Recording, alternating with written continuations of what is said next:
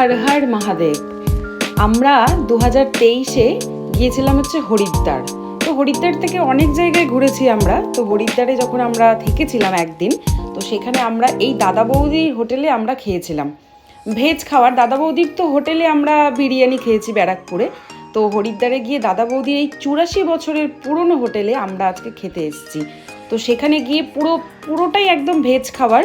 তো ফার্স্টে আমাদেরকে এত ভালো একদম পুরো পরিষ্কার থালা বাটি গ্লাস দিয়ে আমাদেরকে বসিয়ে দিয়েছে টেবিলে। এরপরে চলে এসছে গন্ধরাজ লেবু, একদম পুরো বাটিতে ডাল সবজি দিয়ে কোয়ালিটি এত ভালো ভালো খেয়েছি আমরা। তো ফার্স্টে হচ্ছে লবণ, লেবু, লঙ্কা, গন্ধরাজ লেবু দিয়ে দিয়েছে।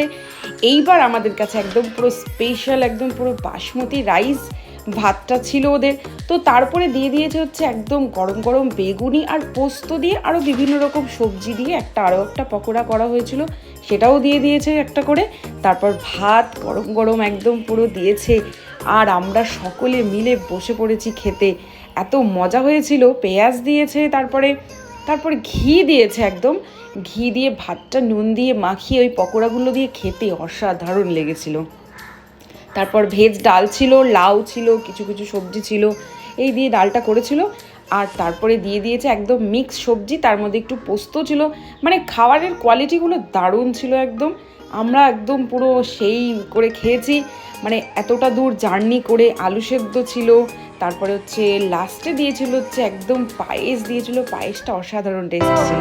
আর এই যে অনেকগুলো ছবি আমরা তুলেছি, সেগুলোও কিছু একটু শেয়ার করলাম।